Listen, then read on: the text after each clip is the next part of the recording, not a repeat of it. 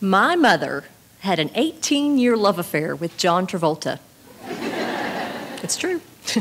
Well, perhaps affair is too strong a word. Let's call it an infatuation, a schoolgirl's crush. I remember when I first discovered Mom's feelings. It was 1978, and I was 10. We sat in a movie theater waiting to see Grease. She had been talking about it for weeks. Ever since Saturday Night Fever, she had waited for another Travolta movie. She could hardly contain her excitement when she found out it was a musical. We went on opening weekend.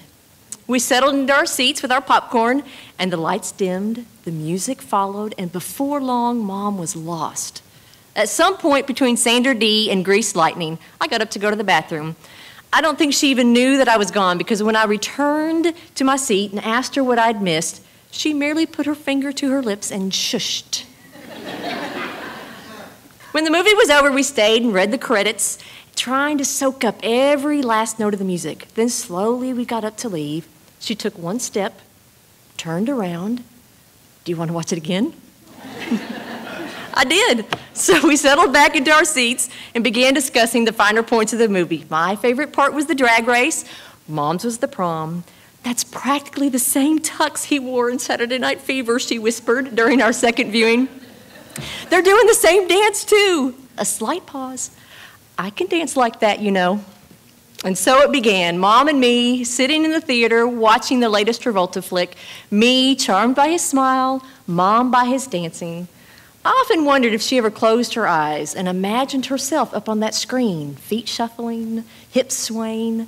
Mom always fancied herself a pretty good dancer, and I suspect that's why she was so captivated by Mr. Travolta.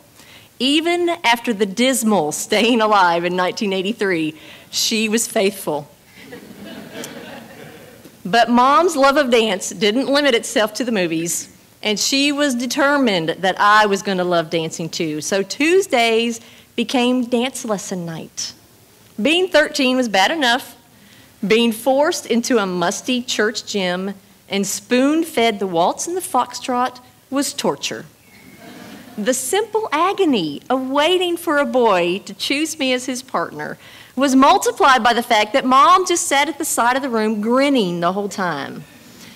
"You don't want to be socially inept, do you?" she would say whenever I complained, as if a 7th grader were anything but. So I went every week, and I dutifully learned all the steps, but my heart just wasn't in it.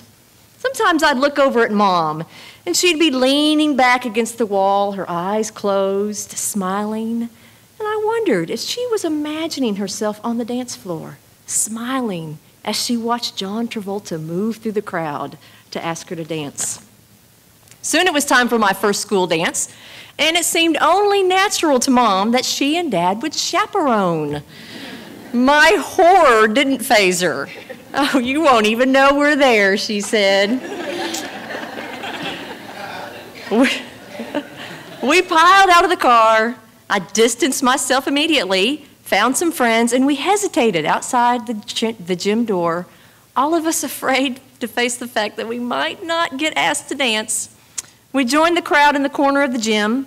Songs played, kids shuffled, the DJ babbled, but no one danced. At least not at first. A couple emerged from the crowd and moved to the center of the floor. I could hear my friends giggling as I made a dash for the door, but before I could escape, I caught the first few beats as Mom and Dad began to dance. And they danced hard.